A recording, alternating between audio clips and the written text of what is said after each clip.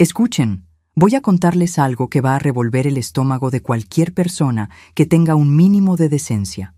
Durante 10 años de mi vida, el ser humano que más amé en el mundo, al que crié con tanto cariño, al que traje al mundo con dolor y alegría, ese mismo ser me violentó todos los días mientras yo estaba ahí paralizada, sin poder mover ni siquiera mi brazo izquierdo para defenderme. Mi propio hijo me violó durante una década entera.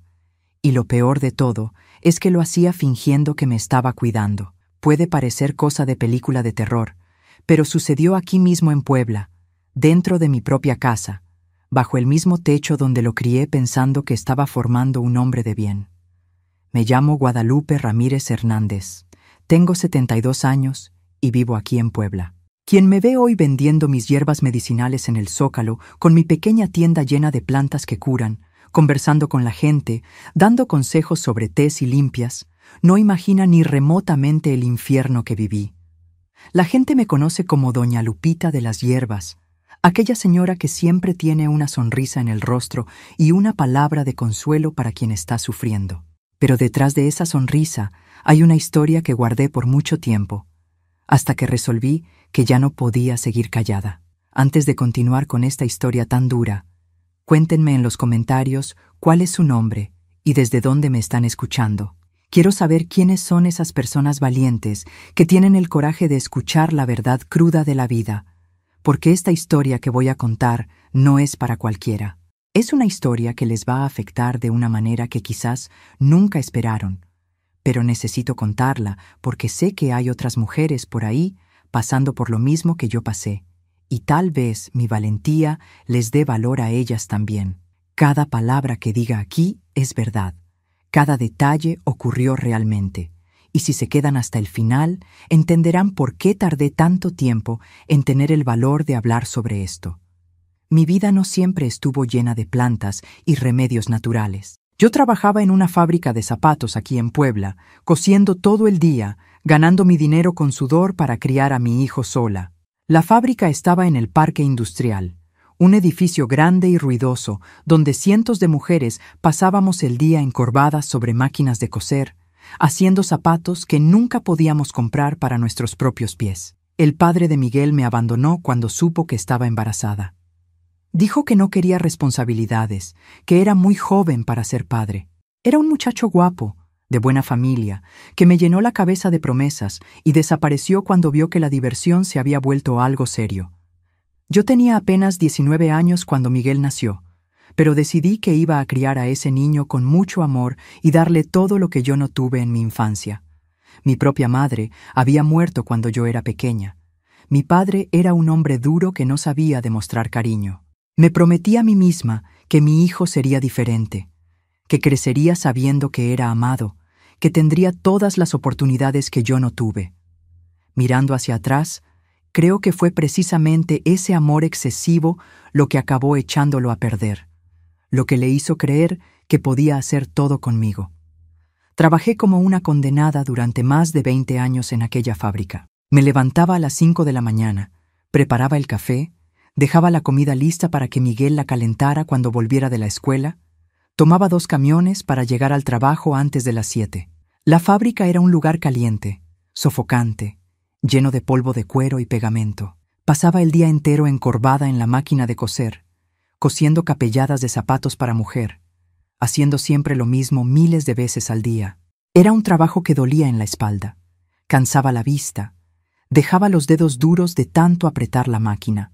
Volvía a casa a las 6 de la tarde muerta de cansancio, pero aún tenía que hacer la cena, ayudar a Miguel con la tarea, lavar la ropa, limpiar la casa, preparar todo para el día siguiente. Era una rutina que me rompía por dentro, pero aguantaba todo pensando en el futuro de mi hijo. Los fines de semana, cuando no estaba lavando ropa o haciendo limpieza, lo llevaba al parque, le compraba un helado, intentaba darle la infancia que yo no tuve. Guardaba cada centavo que sobraba para comprar material escolar, ropa buena, zapatos nuevos cuando le crecían los pies. Miguel era un niño cariñoso. Al menos eso pensaba yo en esa época. Me ayudaba en casa, barría el patio, sacaba la basura, me decía que me amaba, que cuando creciera iba a cuidar de mí. Esas palabras me daban fuerza para seguir trabajando duro todos los días. Soñaba con el día en que se graduara, consiguiera un buen empleo y pudiéramos tener una vida más tranquila. Nunca pasó por mi cabeza que dentro de aquel niño que yo criaba con tanto sacrificio estaba creciendo un monstruo, que todo aquel cariño que le daba estaba siendo interpretado de una forma enfermiza. En la escuela, Miguel siempre fue un alumno normal. No era de los mejores, pero tampoco daba problemas a los maestros. Era callado, obediente, hacía las tareas sin quejarse. Yo iba a todas las juntas de padres, hablaba con las maestras, siempre escuchaba que era un niño educado, respetuoso. Nunca nadie se quejó de él. Nunca dio problemas de comportamiento. Por eso yo estaba tranquila. Pensaba que lo estaba criando bien, que estaba en el camino correcto. Cuando cumplió 18 años, comencé a notar unos cambios extraños en su comportamiento. Primero fueron las miradas. Se quedaba mirándome de una manera diferente, especialmente cuando me estaba cambiando de ropa o saliendo de la ducha. Eran miradas prolongadas que me incomodaban, pero trataba de ignorarlas. A veces sentía que alguien me espiaba cuando estaba en mi cuarto o en el baño, pero cuando iba a verificar, él estaba lejos, viendo televisión o usando el celular. Pensaba que eran cosas de mi cabeza, que me estaba volviendo paranoica de tanto trabajar. También comenzó a volverse más pegajoso conmigo, más cariñoso de una forma que no era normal entre madre e hijo adulto. Quería abrazarme todo el tiempo.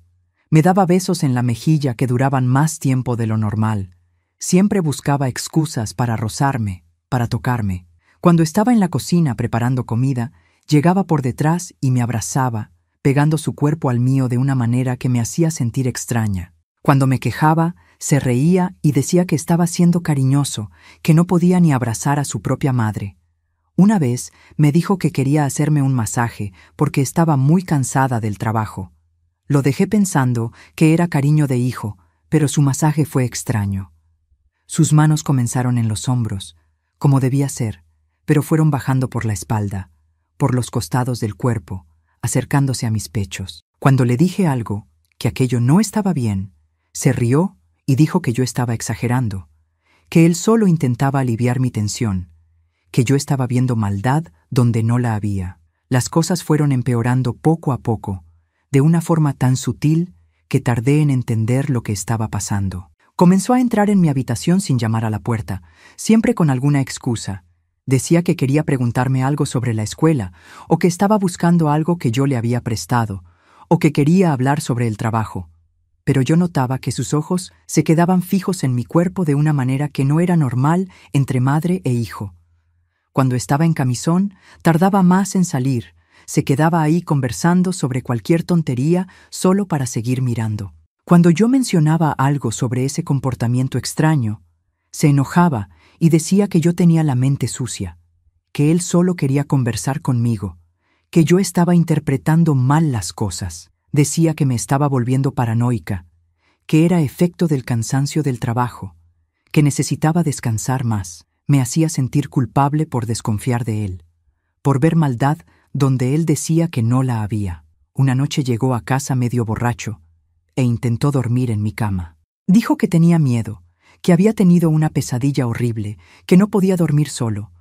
Lo dejé acostarse pensando que era algo pasajero, que al día siguiente volvería a su habitación. Pero durante la noche lo sentí moviéndose de manera extraña, pegando su cuerpo al mío, pasando su mano por mi cintura, por mi pierna. Cuando desperté asustada y le pregunté qué estaba haciendo, fingió que estaba profundamente dormido.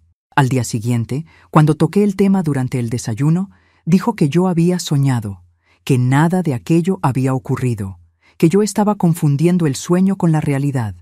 Dijo que era común que las personas que trabajan mucho tengan pesadillas realistas, que yo necesitaba cuidarme mejor. Me hizo dudar de mi propia memoria, de mi propia percepción de lo que había pasado. Comencé a tener miedo de mi propio hijo, pero al mismo tiempo me sentía culpable por pensar esas cosas de él. Al fin y al cabo, era mi niño, el hijo que crié con tanto amor, con tanto sacrificio. ¿Cómo podía sospechar algo tan horrible? ¿Cómo podía imaginar que mi propio hijo tenía pensamientos impuros sobre mí? Intentaba convencerme a mí misma de que estaba imaginando cosas, que el trabajo pesado me estaba volviendo loca, que necesitaba dejar de ver maldad donde no la había. Comencé a evitar estar a solas con él en casa. Siempre encontraba algo que hacer cuando él estaba cerca. Empecé a cerrar con llave la puerta de mi habitación, cosa que nunca había hecho antes. Cambié mis hábitos de ducha, me vestía en el baño en vez de en la habitación. Pero todo esto me hacía sentir aún más angustiada porque no entendía por qué estaba tomando estas precauciones contra mi propio hijo. Pero entonces llegó aquel día que cambió mi vida para siempre, que dividió mi existencia en un antes y un después. Era un lunes por la mañana, 15 de marzo de 1998. El día había comenzado normal, igual que todos los otros. Me desperté a las 5 de la mañana como siempre. Preparé el café, organicé mi comida, me arreglé para ir a trabajar. Miguel aún estaba durmiendo cuando salí de casa. Era un día de verano caluroso, pero con una brisa agradable que hacía la mañana llevadera. Llegué a la fábrica a la hora de siempre. Marqué la entrada, me senté en mi máquina de coser y comencé a trabajar. Estaba terminando un lote de zapatos femeninos que tenía que entregar antes del almuerzo. Zapatos de tacón alto que eran complicados de coser por las curvas de la capellada. Recuerdo que estaba concentrada en el trabajo, intentando terminar aquel pedido a tiempo, cuando de repente sentí un dolor horrible en la cabeza, como si alguien me hubiera dado un martillazo muy fuerte en la nuca. El dolor fue tan intenso que mi vista se oscureció al instante. Sentí el suelo girando bajo mis pies, una sensación horrible de que todo daba vueltas a mi alrededor. Intenté agarrarme a la mesa de la máquina, pero no pude. Lo último que recuerdo es haber caído de la silla, oyendo el ruido de las otras máquinas parando, de las mujeres gritando, corriendo hacia mí. Después de eso, apagón total. Cuando desperté, estaba en el hospital con un montón de aparatos conectados a mí. El médico explicó que había tenido un ACV, un derrame cerebral. Dijo que yo era muy joven para esto, que normalmente ocurría con personas mayores, pero que el estrés del trabajo y de la vida había contribuido mucho. El lado izquierdo de mi cuerpo estaba completamente adormecido. No podía mover bien el brazo ni la pierna izquierda. Fue ahí cuando mi vida se convirtió en un infierno completo. Necesitaba ayuda para todo, para bañarme, para vestirme, para ir al baño, para comer. Miguel, que en esa época tenía 22 años, se ofreció a cuidarme. Dijo que iba a dejar todo, que iba a dedicar su vida a cuidarme, porque yo había dedicado toda mi vida a cuidarlo a él. En ese momento me emocioné con tanta dedicación. Los primeros días en casa fueron normales. Me ayudaba con cariño, me llevaba al baño, me daba de comer en la boca, me ayudaba a bañarme. Me sentía agradecida por tener un hijo tan cuidadoso, pero entonces comenzaron los cambios. Primero dijo que no podía dejar que nadie más me cuidara porque solo él sabía hacerlo correctamente. Despidió a la señora que la trabajadora social había conseguido para ayudarme algunas horas al día. Doña Consuelo era una señora de unos 50 años, muy cariñosa, que venía 3 veces por semana para bañarme y hacerme fisioterapia básica. Tenía experiencia cuidando personas con ACV, sabía cómo lidiar con la parálisis, era amable y respetuosa. Pero Miguel comenzó a quejarse de ella. Decía que era descuidada, que no hacía las cosas de la manera correcta, que me lastimaba durante los ejercicios. Inventó tantas quejas que la pobre acabó renunciando al trabajo. Después de eso, comenzó a decir que yo estaba muy sucia, que necesitaba baños más prolongados, que él tenía que limpiarme mejor, porque nadie más iba a hacer aquello con el esmero necesario. Los baños que antes duraban 10 minutos con Doña Consuelo, comenzaron a durar más de 1 hora con él. Decía que una persona paralítica acumula suciedad en lugares que la gente normal ni imagina, que si no se limpia bien puede dar una infección grave, que yo podía incluso morir si no tenía una higiene adecuada.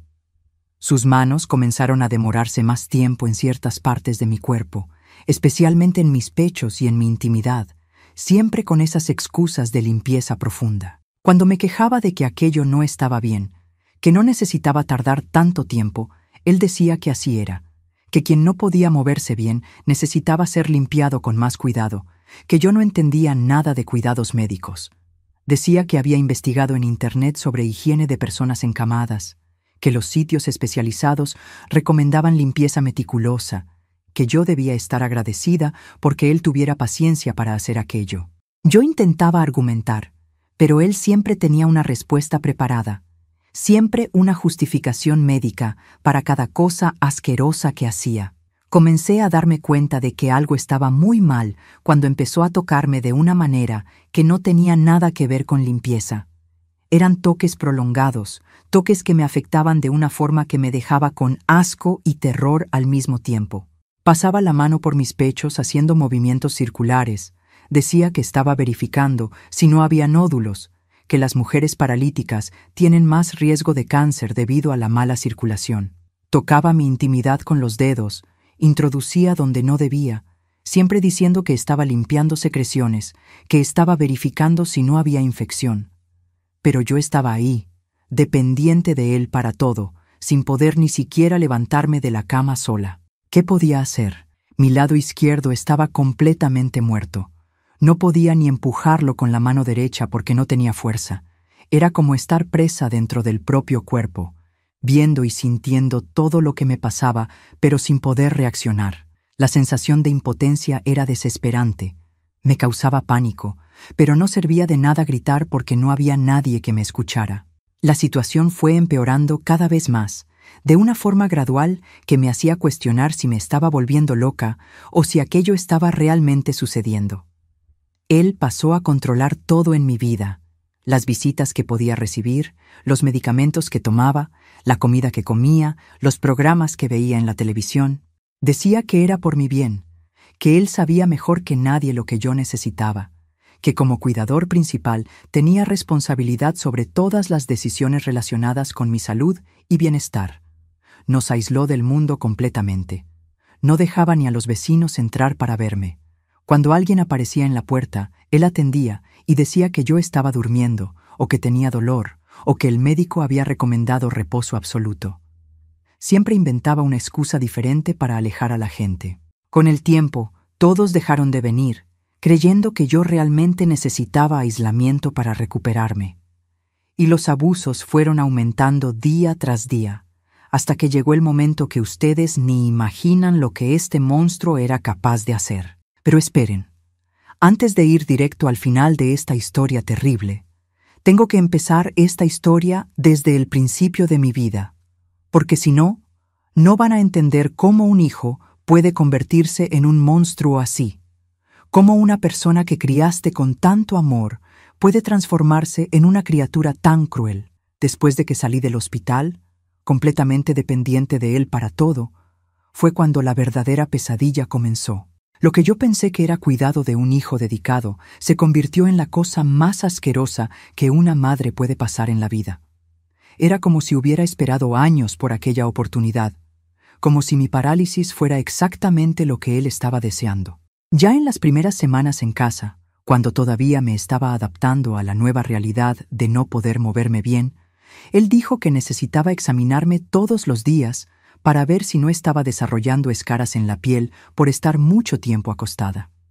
Dijo que había investigado en Internet sobre cuidados con personas encamadas y que las personas que están mucho tiempo en cama pueden tener heridas horribles si no son bien cuidadas. Incluso me mostró unas fotos impresionantes de escaras infectadas que había impreso. Decía que aquello podía pasarme a mí si no tenía un cuidado especial. Le creí, ¿verdad? Era mi hijo, la única persona que tenía en el mundo. ¿Por qué iba a dudar de él? Parecía tan preocupado por mí, tan dedicado, hablaba con tanta propiedad sobre los riesgos médicos que yo enfrentaba. Pero esos exámenes comenzaron a durar cada vez más tiempo, y sus manos comenzaron a ir a lugares que no tenían nada que ver con cuidar una escara. Examinaba cada centímetro de mi cuerpo. Decía que tenía que verificar todo, que las escaras podían aparecer en cualquier lugar. Comenzó a decir que mis pechos estaban diferentes, que parecían hinchados, que necesitaba masajearlos para mejorar la circulación sanguínea. Decía que había leído en sitios especializados que las mujeres que están mucho tiempo acostadas pueden tener problemas en la circulación mamaria y que el masaje era fundamental para evitar complicaciones graves. Sus manos se quedaban ahí por mucho tiempo, apretando, moviendo, haciendo movimientos que me dejaban con una sensación horrible en la boca del estómago, una mezcla de asco, miedo y confusión. Cuando yo decía que me dolía o que no me gustaban aquellos toques, él respondía que así era, que al principio siempre incomoda, pero que después el cuerpo se acostumbra y hasta mejora. Decía que yo no podía ser egoísta, que él estaba sacrificando su tiempo para cuidarme, que yo tenía que colaborar con el tratamiento si quería recuperarme. Hablaba con una convicción que me hacía dudar de mis propios sentimientos. Me hacía pensar que tal vez yo estaba interpretando mal aquellos toques. El primer incidente realmente grave, lo que marcó el inicio de los abusos más serios, ocurrió durante un baño en una tarde de jueves. Dijo que yo estaba muy sucia, ahí abajo, y que necesitaba limpiar bien si no quería coger una infección urinaria terrible que podía matarme. Comenzó a tocarme de una manera que no tenía nada que ver con limpieza, introduciendo los dedos donde no debía, diciendo que estaba quitando suciedad acumulada que yo no podía quitar sola debido a la parálisis. Intenté cerrar las piernas. Usé toda la fuerza que tenía en el lado derecho del cuerpo para intentar protegerme, pero él sujetó con fuerza y habló con aquella voz falsamente cariñosa. «Mamá, relájate, soy tu hijo, no tiene nada de malo. Tú me bañaste toda la vida cuando era niño, limpiaste mi trasero, me enseñaste sobre higiene. Ahora es mi turno de cuidarte». La comparación era absurda, asquerosa, pero él hablaba con tanta naturalidad que por un momento me hizo cuestionar si yo estaba exagerando. A partir de ahí, los baños se convirtieron en una verdadera tortura. Sesiones de horror que yo sabía que iban a ocurrir todos los días y que no podía evitar. Tardaba más de 1 hora limpiándome, siempre con esas excusas asquerosas de higiene y salud. Decía que una mujer paralítica necesita cuidado especial, que yo no entendía nada de medicina, que él había investigado todo en Internet y sabía exactamente lo que estaba haciendo. Y yo ahí, sin poder moverme bien, dependiendo de él para todo, sin tener cómo resistir o escapar. Era una sensación de desesperación que no sé explicar, una mezcla de terror, asco e impotencia. Luego comenzaron los toques que él llamaba medicinales, siempre con esa excusa de que era un tratamiento médico. Decía que tenía que masajear mi vientre todos los días para que el intestino funcionara bien, que los paralíticos tienen problemas de estreñimiento y que solo el masaje abdominal lo resuelve, que si no hacía aquello, yo podía tener una obstrucción intestinal y morir. Pero sus masajes eran extraños. Comenzaban en el vientre pero iban bajando cada vez más hasta llegar a lugares que no tenían nada que ver con el intestino. Cuando me quejaba, se enojaba y gritaba: «Mamá, ¿quieres mejorar o no? ¿Quieres morir de infección? Estoy aquí intentando salvarte y tú estás quejándote». La manipulación psicológica fue lo peor de todo, peor incluso que los abusos físicos. Repetía todos los días como un mantra las mismas frases que me fueron rompiendo por dentro. «Mamá, dependes de mí para todo. Si yo no estoy aquí, ¿quién va a cuidarte? ¿Quién te va a dar de comer, llevarte al baño, darte medicinas?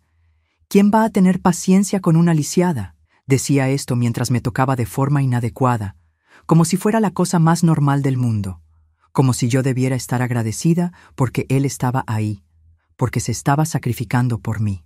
Decía que yo era una carga para cualquier otra persona, que solo él tenía paciencia para cuidar de una lisiada como yo, que si él me abandonaba, yo me pudriría en un asilo horrible donde nadie se preocuparía por mí. Pintaba un cuadro tan terrible de mi situación que me aterrorizaba solo de pensar en la posibilidad de quedarme sin él, incluso sabiendo que lo que me hacía estaba mal. Era un ciclo enfermizo de dependencia y miedo. Cuando intentaba resistir más, quejarme más alto o intentar empujarlo con la mano que aún funcionaba, comenzaba con las amenazas sutiles pero muy eficaces. Hablaba con aquella voz calma y controlada.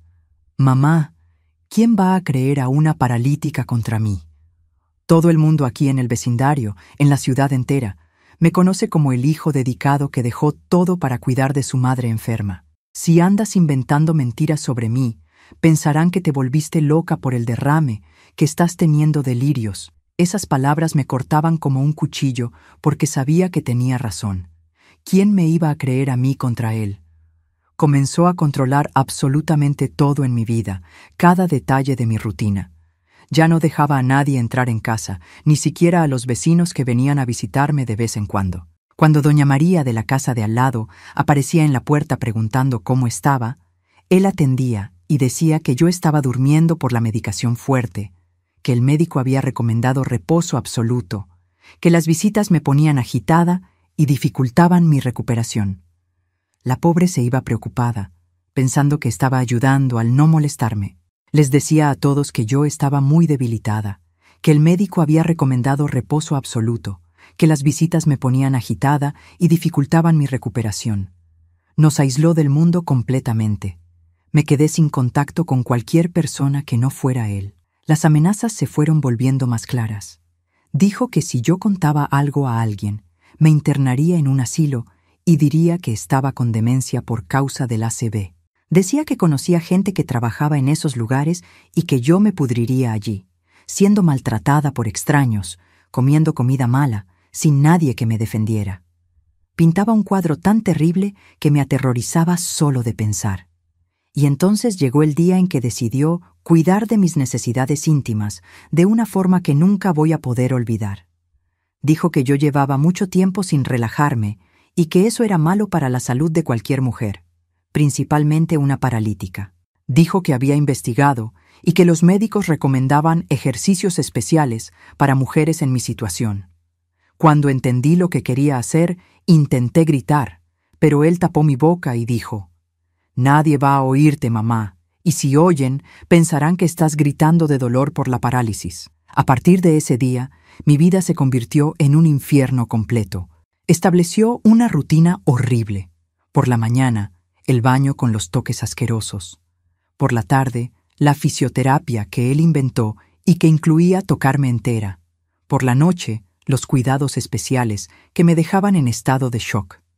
Todo siempre con esas excusas de salud y medicina, como si me estuviera haciendo un favor. Durante el cambio de pañales que necesitaba usar por la parálisis, tardaba un tiempo absurdo limpiándome, siempre tocando donde no debía, siempre con aquella excusa de que me estaba manteniendo limpia y saludable. Decía que si cogía una infección por suciedad, podía morir, y que él no iba a dejar que eso pasara porque me amaba mucho. Lo peor era que hacía todo esto hablando de amor. Decía: «Mamá, hago esto porque te amo, porque eres la mujer más importante de mi vida, porque no puedo vivir sin ti». Mezclaba declaraciones de amor con actos asquerosos, como si fuera la cosa más normal del mundo.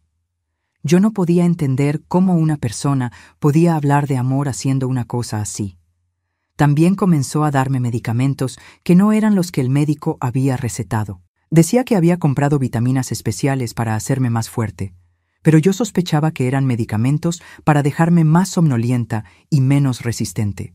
Después de tomar esas vitaminas, me quedaba más débil, más confusa, sin fuerza ni para gritar bien cuando abusaba de mí. La primera violación sexual completa ocurrió una noche que nunca voy a olvidar. Llegó a mi cuarto después de medianoche, borracho, llorando, diciendo que estaba sufriendo mucho por no tener una novia, que ninguna mujer quería estar con él porque dedicaba todo su tiempo a cuidarme.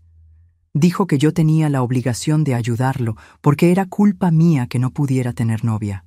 Lo que pasó después fue tan horrible que hasta hoy me despierto gritando por las pesadillas. Después de aquella noche, dijo que ahora teníamos una relación especial, que yo era más que una madre para él, que éramos una pareja y que nadie podía saberlo porque la gente no entendía el amor verdadero.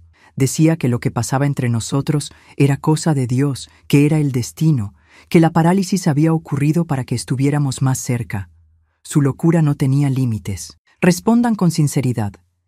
¿Creen que una madre tiene la obligación de perdonar a un hijo sin importar lo que haga? Porque yo tengo una opinión bastante polémica sobre esto. Cuéntenme en los comentarios lo que piensan, porque lo que van a escuchar ahora sobre los años que siguieron les hará entender por qué pienso así. Lo que comenzó aquella noche maldita se convirtió en una rutina de horror que duró años y años. Cada día que amanecía era un día más de tormento, un día más en que rogaba a Dios que me llevara pronto de este sufrimiento. Miguel transformó mi vida en una prisión donde yo era prisionera de mi propio cuerpo y él era el carcelero más cruel que pueden imaginar. Todos los días, sin excepción, repetía los mismos abusos, siempre con aquellas excusas asquerosas de cuidado e higiene. Por la mañana, cuando me despertaba para desayunar, ya comenzaba pasando su mano sobre mí, diciendo que estaba verificando si había dormido bien, si no había desarrollado heridas en la piel durante la noche. Pero sus verificaciones eran pura maldad disfrazada de cuidado médico. Durante el baño, que ocurría todos los días al final de la tarde, tardaba más de 2 horas limpiándome. Decía que un paralítico necesita higiene redoblada, que si él no hacía aquello, yo me pudriría de infección. Pero yo sabía que no era limpieza. Era él satisfaciendo sus deseos enfermos, usando mi cuerpo como si fuera una muñeca. Yo intentaba resistir, pero como mi brazo izquierdo no obedecía, mi pierna izquierda estaba muerta. Dependía de él hasta para ir al baño. La fisioterapia que inventó era otro momento de terror. Decía que había estudiado en Internet los ejercicios que necesitaba hacer para no perder completamente los movimientos, pero sus ejercicios incluían tocarme entera, forzarme a hacer movimientos que no tenían nada que ver con la recuperación de un ACV. Manipulaba mi cuerpo como quería, siempre diciendo que era por mi bien, que si no hacía aquello me quedaría paralítica para el resto de mi vida. La noche era cuando ocurría lo peor. Decía que yo necesitaba relajamiento especial para dormir bien, que una mujer con problema neurológico tiene que tener alivio de tensión o puede tener otro derrame, y entonces hacía conmigo cosas que hasta hoy me dan náuseas al recordar. Yo intentaba fingir que estaba durmiendo, pero él decía, «No sirve fingir, mamá. Sé cuando estás despierta y cuando estás durmiendo». Intenté pedir ayuda de todas las formas que pude. Cuando algún vecino pasaba frente a la casa y miraba por la ventana, intentaba hacer señales con los ojos, intentaba mover la cabeza de una manera que mostrara desesperación, pero él siempre estaba cerca, siempre controlando todo. Si percibía que yo estaba intentando llamar la atención, se acercaba y hablaba alto. «La mamá tiene un poquito de dolor hoy, ¿verdad, mamá? Pero ya le di el medicamento, ya va a mejorar». Cuando el teléfono sonaba, él atendía. Siempre decía a todos que yo no podía hablar porque estaba muy debilitada, que el médico había recomendado reposo de voz. Si insistían mucho para hablar conmigo, llevaba el teléfono hasta mí, pero se quedaba al lado escuchando cada palabra, haciendo cara de enojo si yo intentaba decir algo que pudiera levantar sospechas. Yo tenía miedo hasta de decir «socorro», porque sabía que me haría pagar después. Controlaba todos los medicamentos que tomaba. Además de los que el médico había recetado para el ACV, me daba otros que decía que había comprado en la farmacia para completar el tratamiento. Yo sospechaba que eran medicamentos para dejarme más dócil, más confusa, porque después de tomarlos quedaba con la mente muy nublada, sin conseguir pensar bien, sin fuerza ni para gritar cuando abusaba de mí. Las visitas fueron cortándose una por una. Primero dijo que no podía recibir a comadre Juanita porque hablaba muy alto y eso alteraba mi presión. Después dijo que la gente de la iglesia no podía venir más porque yo estaba muy sensible a las aglomeraciones. Fue inventando excusas para cada persona hasta que no quedó nadie. Nos quedamos completamente aislados del mundo, solo él y yo dentro de aquella casa que se convirtió en mi infierno particular. Yo intentaba resistir de varias formas. A veces fingía que tenía mucho dolor para ver si paraba, pero él decía que el dolor era normal en quien había tenido un derrame y que lo que él estaba haciendo me ayudaría a mejorar. Otras veces intentaba llorar esperando que tuviera un poco de piedad, pero él decía que el llanto también era síntoma de problema neurológico y que mejoraría con el tiempo. Una vez conseguí agarrar el teléfono a escondidas e intenté llamar a emergencias, pero mi habla estaba medio enredada por los medicamentos que me daba y la mujer del otro lado no entendió bien lo que yo estaba diciendo.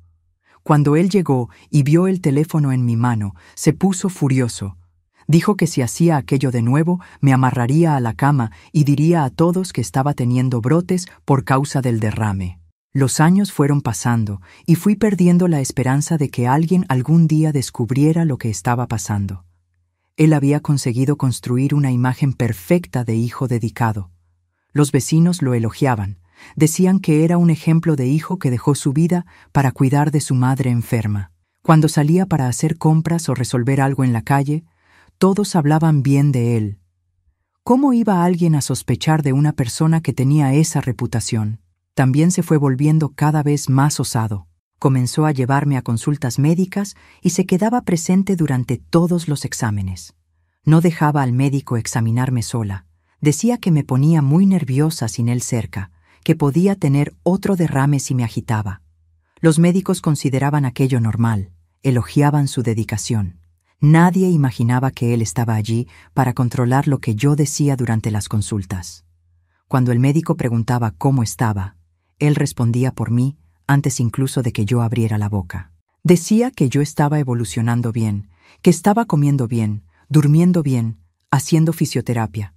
Si el médico insistía en hablar conmigo directamente, él decía: «Doctor, a veces ella se confunde un poco por causa del ACV, pero yo anoto todo lo que pasa en casa y puedo informar mejor». Pero un día, después de casi 8 años viviendo este infierno, ocurrió algo que lo cambió todo. La vecina de al lado, doña Esperanza, estaba en casa enferma, de reposo, y por eso se quedó todo el día en casa en una época en que normalmente estaba trabajando. Justo ese día, yo no aguanté más y comencé a gritar de desesperación mientras él abusaba de mí. Grité con una fuerza que ni sabía que tenía. Grité pidiendo socorro hasta que la voz se me fue. Doña Esperanza escuchó los gritos a través de la pared delgada que separaba las dos casas. Ella dijo después que nunca había oído un grito de desesperación así, que parecía el grito de una persona siendo torturada. Se preocupó y vino a tocar a la puerta para saber si todo estaba bien. Miguel atendió la puerta muy tranquilo. Dijo que yo había tenido una crisis de dolor por causa de la parálisis, que ya me había dado medicamento y que ya estaba mejor. Pero doña Esperanza no quedó convencida. Insistió en verme. Dijo que quería asegurarse de que yo estaba bien. Él intentó impedirlo, pero ella empujó la puerta y entró.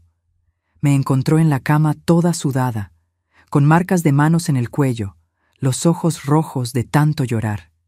Ella se dio cuenta al instante de que algo estaba muy mal, principalmente porque yo tenía una mirada desesperada, intentando decir algo que ella no conseguía entender. Doña Esperanza dijo que iba a llamar a emergencias, que yo necesitaba ir al hospital. Él intentó convencerla de que no era necesario, que era solo una crisis normal, que yo siempre me ponía así cuando tenía dolor. Pero ella no le hizo caso y llamó a la Cruz Roja. Mientras esperábamos la ambulancia, se quedó ahí a mi lado, sosteniendo mi mano, y yo intentaba decir «socorro» con los ojos, porque la voz no me salía. En el hospital, el médico que me atendió notó algunas cosas extrañas. Dijo que yo tenía señales de estrés muy alto para una persona que supuestamente estaba siendo bien cuidada en casa. Preguntó si yo sentía algún dolor diferente, si estaba pasando algo en casa que pudiera estarme dejando agitada. Miguel, como siempre, respondió por mí. Dijo que era normal en quien tenía problema neurológico. Pero el médico insistió en examinarme sola. Dijo a Miguel que necesitaba hacer unos procedimientos, que era mejor que saliera del cuarto. Él intentó resistir, pero el médico fue firme. Fue la primera vez en 8 años que me quedé a solas con una persona que podía ayudarme. Cuando el médico comenzó el examen, notó señales en mi cuerpo que no concordaban con los cuidados que supuestamente recibía en casa. El médico preguntó si alguien me estaba lastimando, si estaba siendo maltratada. Intenté hablar, pero estaba tan nerviosa que las palabras no me salían bien. Entonces, él preguntó si podía asentir con la cabeza para responder sí o no. Cuando preguntó si alguien de mi familia me estaba lastimando, conseguí mover la cabeza que sí. Cuando preguntó si era mi hijo, confirmé de nuevo. El médico llamó a la trabajadora social del hospital y a una psicóloga. Vinieron a hablar conmigo y consiguieron entender poco a poco lo que estaba pasando. Conté todo lo que pude, incluso con el habla medio enredada, incluso temblando de miedo. Conté de los abusos, de los toques, de las amenazas. Ellas quedaron horrorizadas, pero me creyeron. Cuando fueron a confrontar a Miguel, él negó todo con la mayor frialdad del mundo. Dijo que yo estaba teniendo delirios por causa del ACV, que era común que personas con problemas neurológicos inventaran cosas, que él era un hijo dedicado y que aquellas acusaciones eran absurdas. Dijo que yo estaba siendo ingrata después de todo lo que había hecho por mí, que había sacrificado su vida para cuidarme. Estaba tan convincente que por un momento pensé que la gente le creería. Hablaba con una seguridad, una tranquilidad que casi me hizo dudar de mi propia versión. Pero la trabajadora social dijo que iban a hacerme otros exámenes más detallados, y que si descubrían cualquier señal de abuso, llamarían a la policía de inmediato. Sé que esta historia está fuerte, pero apuesto a que muchos de ustedes no van a tener valor de darle me gusta a este video. Vamos, demuéstrenme que estoy equivocada, denle me gusta. Quiero ver si tienen valor, porque lo que van a descubrir ahora sobre lo que pasó después de esos exámenes les va a impactar aún más que todo lo que ya les he contado hasta aquí. Los exámenes que me hicieron en el hospital confirmaron todo lo que había dicho. El médico forense encontró señales claras de abuso sexual reciente y antiguo, marcas en mi cuerpo que probaban que estaba diciendo la verdad. Cuando mostraron los resultados a Miguel, siguió negando, pero ya no conseguía mantener aquella pose de hijo dedicado. La máscara había caído y todos podían ver al monstruo que realmente era. La policía fue llamada y lo arrestaron en ese mismo momento. Se lo llevaron esposado del hospital mientras gritaba que yo estaba loca, que estaba inventando todo por causa del derrame, que demandaría a todos por difamación. Pero ya no servía de nada gritar. Las pruebas estaban ahí, en mi cuerpo marcado por años de abuso, y nadie podía negar la realidad. Me quedé internada en el hospital casi 2 semanas mientras decidían qué hacer conmigo. No tenía a nadie de la familia cercana que me cuidara y estaba aterrorizada con la posibilidad de tener que ir a un asilo o a algún lugar donde no conocía a nadie. Pero entonces ocurrió un milagro que nunca voy a olvidar. Apareció Rosita, prima lejana de mi padre, que yo ni recordaba que existía. Rosita se había enterado del caso a través de una amiga que trabajaba en el hospital. Me buscó y dijo que, aunque no nos hablábamos desde hacía más de 20 años, no podía dejar que una prima pasara por una situación así sola. Dijo que tenía una casa con una habitación en la planta baja, que podía cuidarme, que no me dejaría desamparada. Cuando escuché aquellas palabras, lloré por primera vez de alivio después de años llorando solo de desesperación. La casa de Rosita estaba en un barrio más alejado del centro de Puebla, en una calle tranquila, llena de árboles y casas sencillas. Había adaptado la habitación para mí, con barras de apoyo en el baño, una cama más baja para que pudiera sentarme sola, una silla de ruedas para moverme por la casa. Por primera vez en 8 años, estaba en un lugar donde podía tener la certeza de que nadie me iba a lastimar. Los primeros días en la casa de Rosita fueron extraños. Tenía tanto miedo que cualquier ruido me hacía saltar de susto. Cuando ella se acercaba para ayudarme con algo, me encogía automáticamente, esperando ser agredida. Mi cuerpo había grabado el miedo de una manera que hasta quien quería ayudarme me asustaba. Ella tuvo una paciencia de ángel conmigo.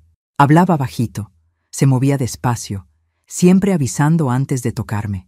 Lo primero que Rosita hizo fue llevarme a una fisioterapeuta llamada Laura, que tenía consultorio cerca de casa. Laura era una mujer de unos 40 años, cabello corto, manera firme pero cariñosa. Cuando Rosita le explicó lo que me había pasado, vi que se indignó. Dijo que haría todo lo posible para ayudarme a recuperar los movimientos, que yo merecía tener mi independencia de vuelta. Las primeras sesiones de fisioterapia fueron difíciles.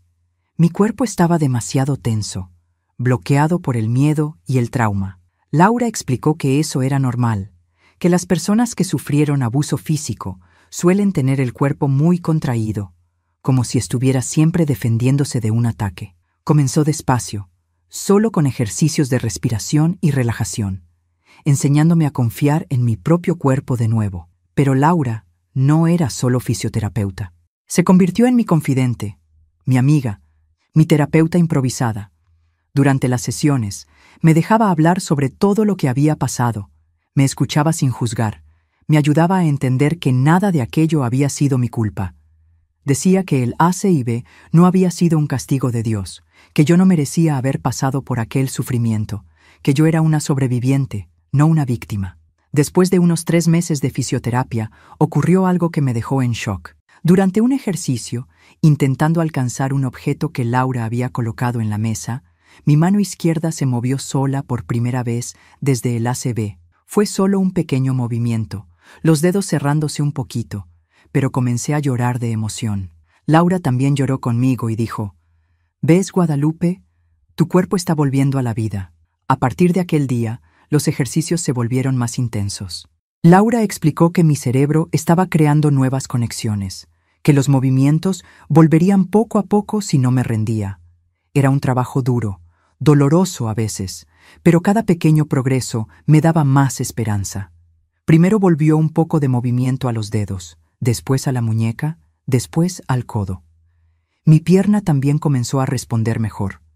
Rosita también me llevó a una psicóloga, la doctora Carmen, que trabajaba con personas que habían sufrido traumas graves. Ella explicó que yo tenía 2 traumas para procesar: el ACV, que cambió mi vida de una hora para otra, y los años de abuso que vinieron después. Dijo que iba a ser un trabajo largo, que tenía que tener paciencia conmigo misma, que la cura del trauma no ocurre de la noche a la mañana.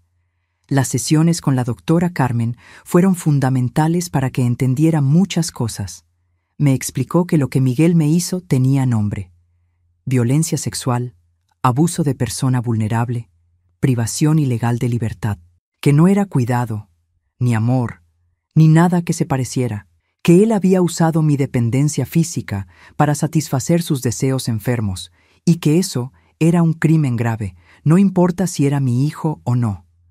Con el tiempo, fui entendiendo que yo no tenía culpa de nada de lo que pasó.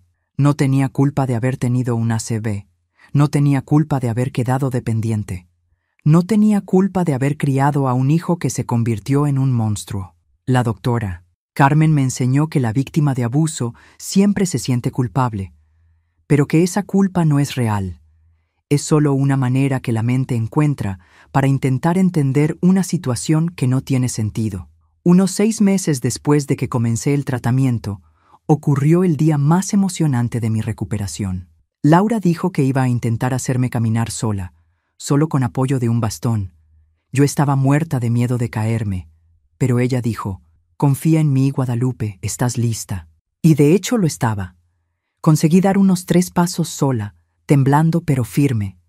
Rosita estaba ahí, viendo, y lloró tanto que pensé que le iba a dar algo. Caminar sola cambió todo en mi vida. Ya no dependía de nadie para ir al baño, para tomar un vaso de agua, para llegar hasta la ventana y mirar la calle. Puede parecer una tontería, pero para quien estuvo años sin poder moverse, cada movimiento era una conquista gigantesca. Pasaba horas practicando caminar por la casa, fortaleciendo las piernas, recuperando el equilibrio que el ACV se había llevado. Con la independencia física volviendo, comencé a pensar qué hacer con mi vida. Ya no podía trabajar en la fábrica de zapatos. Mi cuerpo no aguantaría estar horas encorvada en la máquina.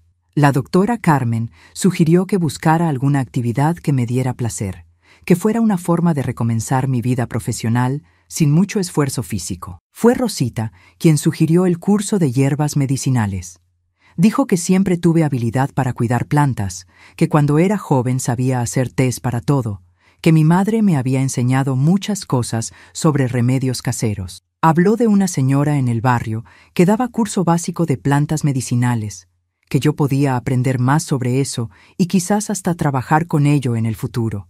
El curso fue un descubrimiento maravilloso. Aprendí sobre decenas de plantas, sus efectos, cómo preparar tés, pomadas, jarabes caseros. La profesora, doña Luz, dijo que yo tenía un don para lidiar con plantas, que mi mano era buena para hacer remedios.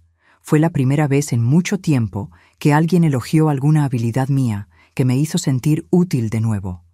Mientras me recuperaba y reconstruía mi vida, el proceso contra Miguel seguía en la justicia. Fue condenado a 12 años de prisión por violación de persona vulnerable, privación ilegal de libertad y malos tratos. Pensé que finalmente se había hecho justicia, que pagaría por todo lo que me hizo durante tantos años. Pero lo que no imaginaba es que el sistema carcelario mexicano es una broma. Ahora viene la parte en que mucha gente me juzgará. Cuando supe que lo habían soltado de la cárcel por buena conducta después de solo 3 años, tomé una decisión. ¿Creen que hice mal en no denunciarlo de nuevo cuando intentó buscarme? ¿Qué habrían hecho ustedes en mi lugar? Porque lo que pasó después les mostrará que a veces la vida hace justicia de una manera que no esperamos. 3 años después de que lo soltaron, yo ya estaba completamente recuperada y llevando mi vida. Había montado una pequeña tienda de productos naturales en un local comercial cerca del Zócalo, bien en el centro de Puebla. Vendía hierbas medicinales, tés, pomadas caseras, jarabes que yo misma preparaba. El negocio creció tanto que no daba abasto sola. Tuve que contratar a Silvia, una joven que me ayudaba con las ventas y adoraba aprender sobre plantas medicinales. Mi tienda se hizo conocida en toda la ciudad. La gente venía a buscar remedio para todo: dolor de cabeza, insomnio, problemas de estómago, depresión, ansiedad. Yo orientaba a todos sobre cómo usar las plantas correctas, enseñaba a hacer los tés en casa, daba consejos sobre salud natural basados en décadas de experiencia y estudio. Me había convertido en una referencia en el asunto. Ganaba mi dinero honestamente. Era independiente de nuevo después de tanto sufrimiento. La rutina de la tienda era una delicia. Me despertaba temprano, tomaba mi café con Rosita, caminaba las 4 cuadras hasta el centro, abría la tienda a las 8 de la mañana, organizaba las hierbas secas en los frascos, preparaba las pomadas del día, atendía a mis clientes regulares que ya venían a conversar conmigo sobre la vida, además de por los remedios. Era una vida simple, pero llena de propósito y significado. Rosita seguía viviendo conmigo, pero ahora éramos más como hermanas que prima, cuidando de prima enferma. Me ayudaba en la tienda los fines de semana, cuidaba de la casa mientras yo trabajaba. Era mi compañera de vida, mi confidente, mi amiga más cercana. Habíamos construido una rutina buena, tranquila, llena de cariño verdadero. Por primera vez en décadas, yo era realmente feliz. Incluso había encontrado un novio, don Antonio, viudo de 68 años, que frecuentaba mi tienda para comprar té de hierbabuena para los nervios después de que su esposa murió. Él conocía toda mi historia, respetaba mi pasado, me trataba con un cariño que pensé que nunca más iba a sentir en la vida. No vivíamos juntos, pero nos veíamos casi todos los días. Íbamos al cine, caminábamos en la plaza, vivíamos un romance bonito de personas maduras que saben valorar la buena compañía. Antonio era todo lo que Miguel nunca fue: respetuoso, cariñoso, protector sin ser controlador. Me traía flores todos los viernes. Me ayudaba a cargar las cajas pesadas de la tienda. Me esperaba a que cerrara para que fuéramos a cenar juntos a un restaurante sencillo ahí cerca. Nuestra relación se basaba en el respeto mutuo, la confianza, el cariño verdadero. Así es como debía ser el amor. Fueron 20 años de paz completa, de reconstrucción, de felicidad que nunca pensé que fuera posible.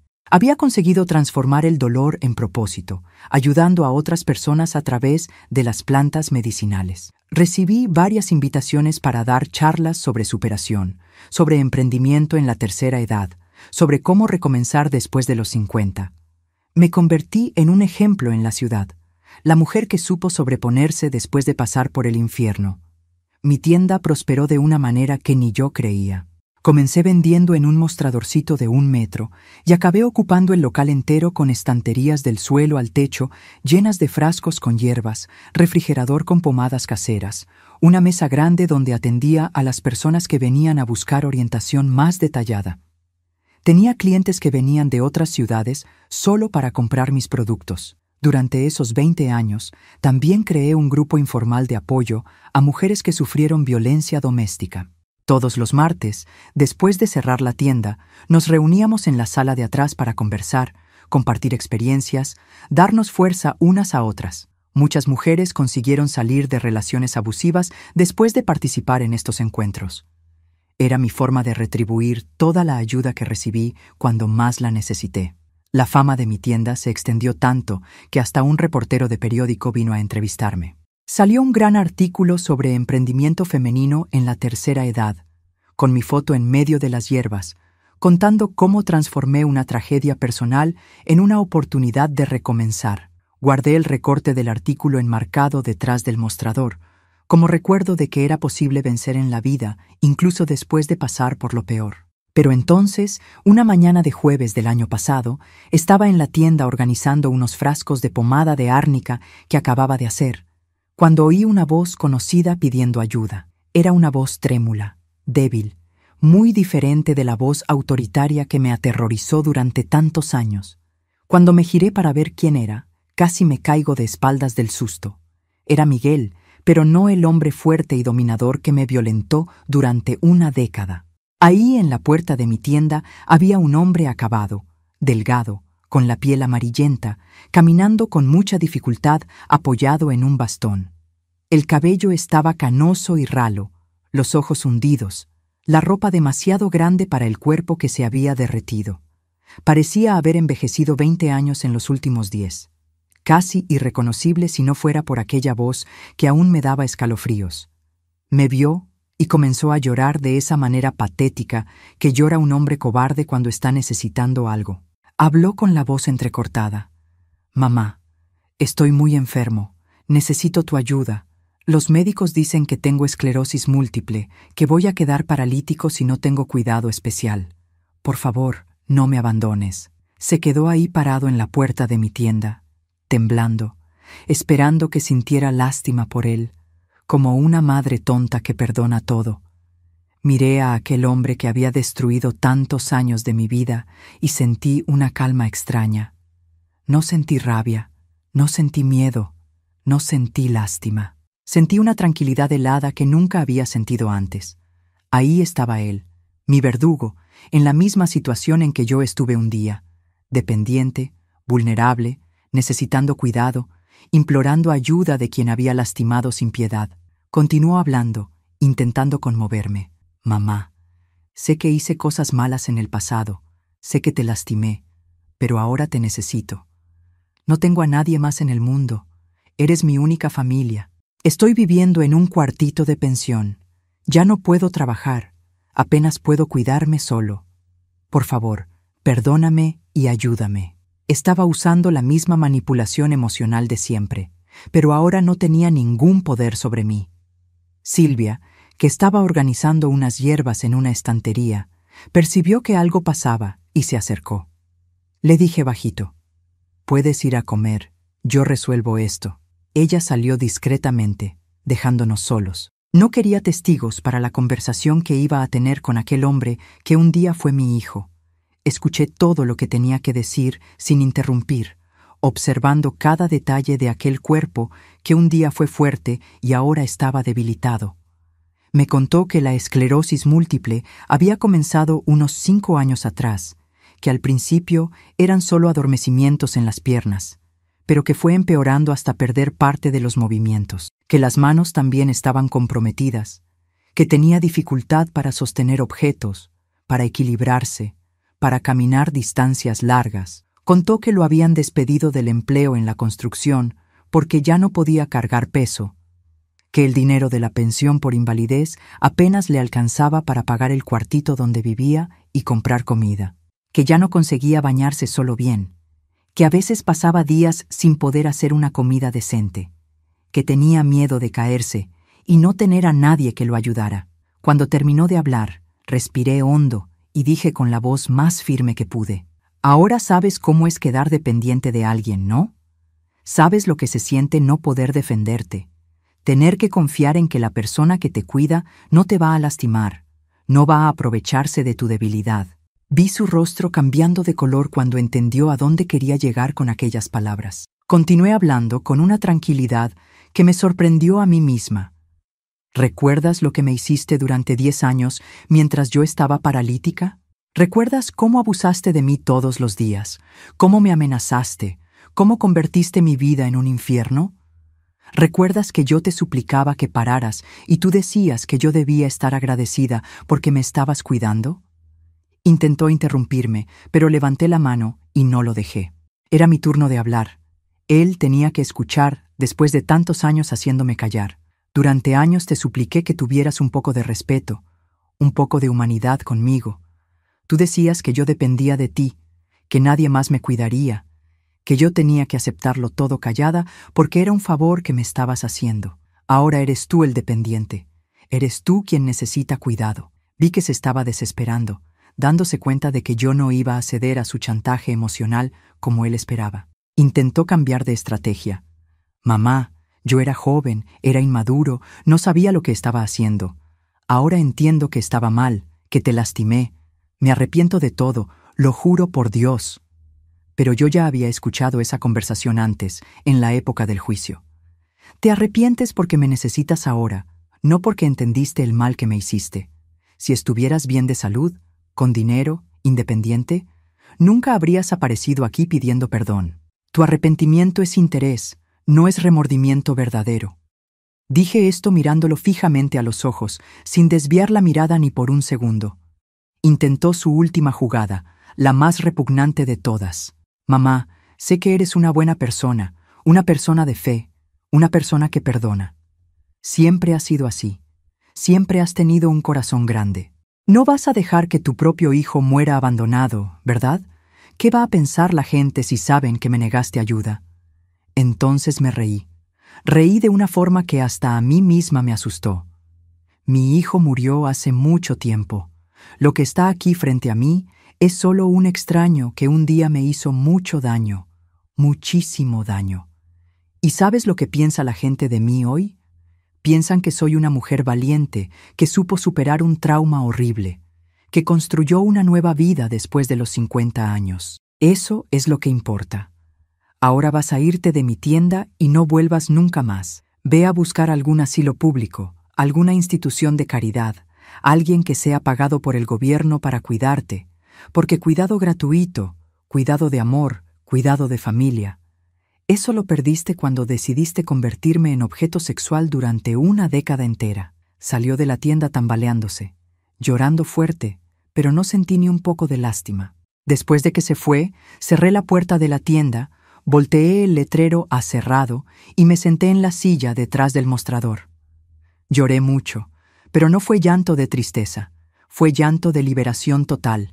Era como si un peso gigantesco se hubiera quitado de mis hombros de una vez por todas. Finalmente, había conseguido mirar a los ojos de mi agresor y decir no. Había conseguido tener el poder que él me quitó durante tantos años de terror. Supe después, a través de conocidos que trabajaban en asistencia social, que terminó internado en un asilo público de esos que el gobierno mantiene para gente que no tiene familia ni dinero. Sé que su vida allí no es fácil, que depende de la buena voluntad de empleados sobrecargados para todo, que a veces pasa horas esperando para ser atendido, que come comida mala, que duerme en un cuarto colectivo con otros enfermos. Es exactamente el trato que merecía. Hoy, a mis 72 años, puedo decir con toda seguridad que soy una mujer completa y realizada. Tengo mi tienda que funciona muy bien y me da independencia económica. Tengo a Rosita, que es mi familia de corazón. Tengo a Antonio, que me ama y me respeta de la manera que toda mujer merece ser amada. Tengo salud, disposición y muchos planes aún por realizar. Creé un grupo informal de apoyo para mujeres con discapacidad que ya ha ayudado a decenas de personas a denunciar abusos, salir de relaciones tóxicas y reconstruir sus vidas con dignidad. Cada semana recibo mensajes de mujeres que lograron liberarse de situaciones horribles después de participar en nuestros encuentros. Es mi forma de transformar el dolor en propósito, el trauma en misión de vida. Mi historia demuestra que no importa la edad que tengas, no importa cuántos traumas hayas sufrido, no importa cuántas veces hayas caído, siempre es posible volver a empezar. Lo importante es no rendirse nunca. Buscar ayuda cuando la necesitas, creer que mereces cosas buenas en la vida, que mereces respeto, cariño, dignidad y, sobre todo, nunca dejar que quien te lastimó siga teniendo poder sobre ti. Soy Guadalupe Ramírez Hernández, tengo 72 años, vivo aquí en Puebla, y esta es la historia de mi vida, de cómo el peor trauma me transformó en la mujer más fuerte que conozco. Si quieren más historias de superación como la mía, suscríbanse al canal Memorias de las Abuelas. Aquí demostramos que no hay edad para volver a empezar y que la venganza más dulce es vivir bien. ¿Les gustó mi historia? Hoy me siento victoriosa porque me esforcé como pude para superar todas las dificultades. Si pueden, hagan clic en los cuadrados que están pasando en la pantalla para ver más videos y escuchar más historias de mujeres guerreras como yo. Se sorprenderán con la fuerza que tenemos las mujeres mexicanas para superar cualquier cosa que la vida ponga en nuestro camino. La vida enseña que quien siembra viento recoge tempestades y quien siembra maldad algún día paga el precio.